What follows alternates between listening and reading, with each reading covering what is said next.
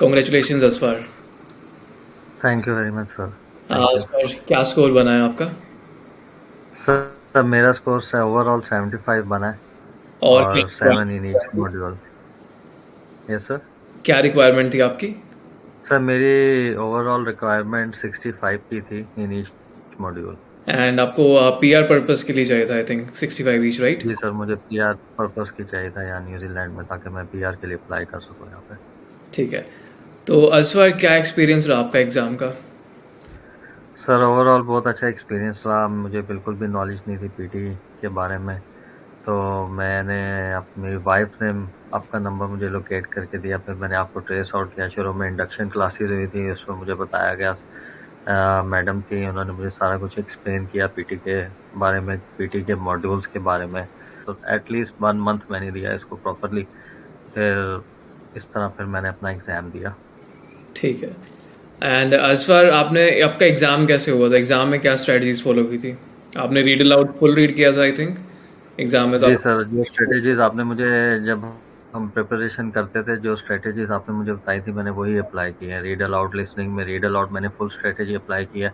कोई word missing होता था तो मैं उसको छोड़ देता, लेकिन ज़्यादातर मुझे कोई इस दफ़ा कोई मैंने वर्ड मिस नहीं किया। टोटली रीड आउट किया था, कोई इतना डिफ़िकल्ट नहीं था।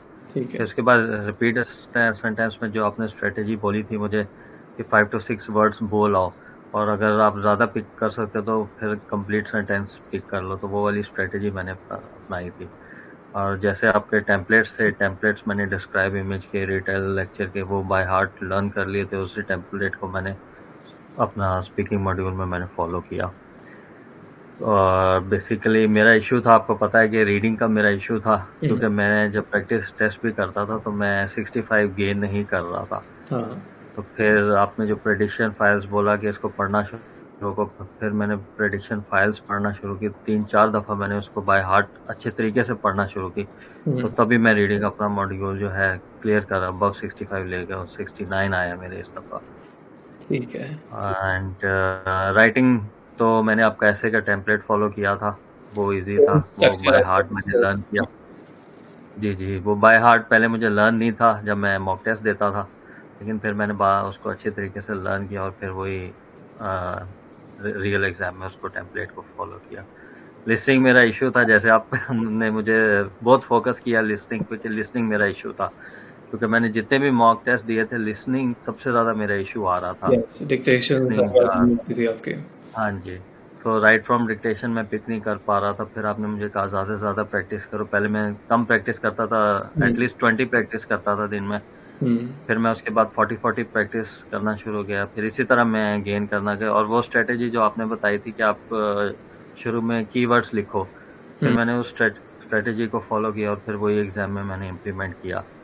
बाकी समरी, हाइलाइट समरी तो मेरी ठीक थी, और वो सही था वो लिसनिंग तो ठीक पार्ट है, पूरा। लिसनिंग ब्लैंक्स आपके ठीक थे। हाँ डिक्टेशन जी, लिसनिंग बैंक में बातें थी मेरी। डिक्टेशन का इश्यू था जी। और समराइज़ स्पोकन टेस्ट, वही जो आपने टेम्पलेट बोला था कि नाउन पिक करो, वर्ब्स पिक करो, एडवर्ब्स पिक करो, तो फिर मैंने वही 2-2 चीज़ें, फ्रेजेस पिक की और वही इम्प्लीमेंट किया हुँ, समराइज़ स्पोकन टेक्स्ट में।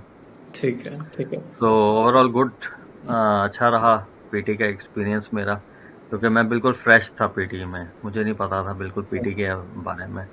तो आपकी गाइडेंस मिली, तो आपने प्रिपरेशन करवाई मुझे अच्छी तरह, इसलिए।